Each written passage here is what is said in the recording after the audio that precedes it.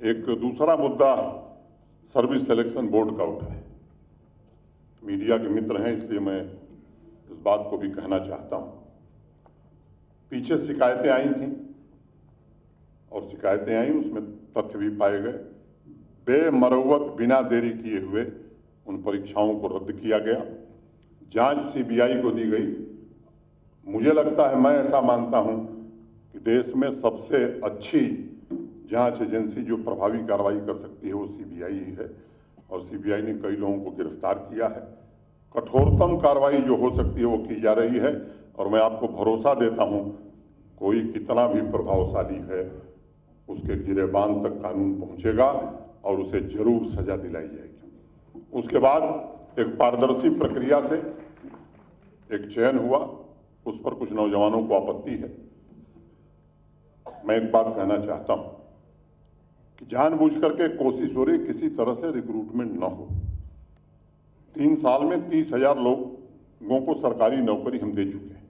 इस साल हम प्रयत्न कर रहे हैं कि इस साल 2023 में भी कम से कम 12,000 भर्तियां हम कर सकें। अभी पब्लिक सर्विस कमीशन के परिणाम आए। मैं आपको बताना चाहता हूं, अंतिम व्यक्ति का जब साक्षात्कार समाप्त हुआ उसके 3 घंटे के अंदर परिणाम निकाल दिया गया।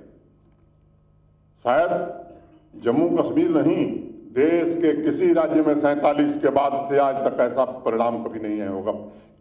लास्ट कैंडिडेट का इंटरव्यू खत्म हुआ, उसके 3 घंटे के अंदर परिणाम निकाल दिए गए। जो परीक्षाएं हुई हैं, मैं खुलेआम कहना चाहता हूं, किसी को लगता है कि कहीं कोई गड़बड़ी आई है, दीजिए, उसकी निष्पक्षता पूर्वक जांच कराना, और गड़बड़ी लेस मात्र पाई जाएगी तो निश्चित रूप से निरस्त करना, और गड़बड़ी करने वालों को कानून और संविधान के अनुसार सजा दिलाना, इसकी जिम्मेदारी हम लेते हैं, इसे हम जरूर करेंगे। लेकिन बहकावे में मत आइए। वो क्या कह सकते हैं जिन्होंने आतंकवादी और उनके परिवारों को नौकरी दी? उनको कौन नैतिक हक है जिन्होंने 1 लाख बैकडोर एंट्री करके ऐसे लोगों को भर दिया कि प्रशासन चलाना मुश्किल हो रहा? इनको कोई नैतिक हक नहीं। हम आपको भरोसा देते हैं कि जो भी नियुक्ति होगी केवल और केवल योग्यता और पारदर्शिता के आधार पर होगी। वो जमाना लग गया जब नौकरियां दुकान पर बिका करती थी, जब सिफारिश से नौकरी मिलती थी। और इसलिए मैं नौजवान मित्रों से भी कहना चाहता हूं, आप भरोसा रखिए। कहीं आपको लगता है कोई भी गड़बड़े लोगों को भर दिया कि प्रशासन चलाना मुश्किल हो रहा, इनको कोई नैतिक हक नहीं।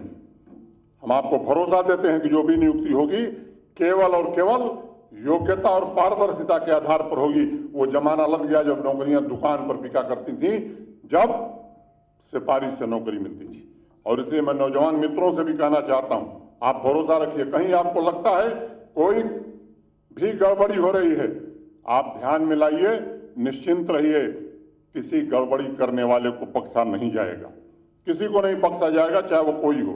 हाँ, लेकिन अब वो लोग आईना दिखावें।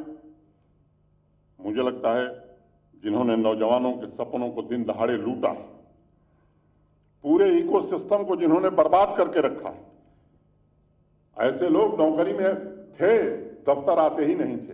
अब वो तकलीफें तो थोड़ी बढ़ेंगी, और वो बढ़नी भी चाहिए, क्योंकि तनख्वाह आम आदमी जो टैक्स देता है उसकी कमाई से तनख्वाह जाती है। और मैं नौजवान साथियों से विशेष रूप से करना चाहता हूं कि कैंडल मार्च निकालने की जरूरत नहीं है। जिन लोगों ने आपके सपनों के आशियानों पर आग लगाई थी, उनके बहकावे में मत आइए। जमीन से लेकर नौकरियों तक जिन्होंने केवल लूटने का ही काम किया था, अब कोई रास्ता नहीं मिल रहा है तो लोगों को भड़काने की कोशिश कर रहे हैं। मैं जम्मू कश्मीर के सभी नौजवानों से कहना चाहता हूं, निश्चिंत रहिए, कहीं भी न बेईमानी हुई है न होने दी जाएगी, और किसी बेईमान के लिए अब जगह जम्मू कश्मीर में नहीं रहेगी। एक बड़े हिंदी के प्रसिद्ध कवि हुए धूमिल, उनकी एक बड़ी छोटी कविता है, कह मैं अपनी बात खत्म करूंगा। एक आदमी रोटी बेलता है, एक आदमी रोटी खाता है, एक तीसरा आदमी भी है जो न रोटी बेलता है न रोटी खाता है, वह सिर्फ रोटी से खेलता है।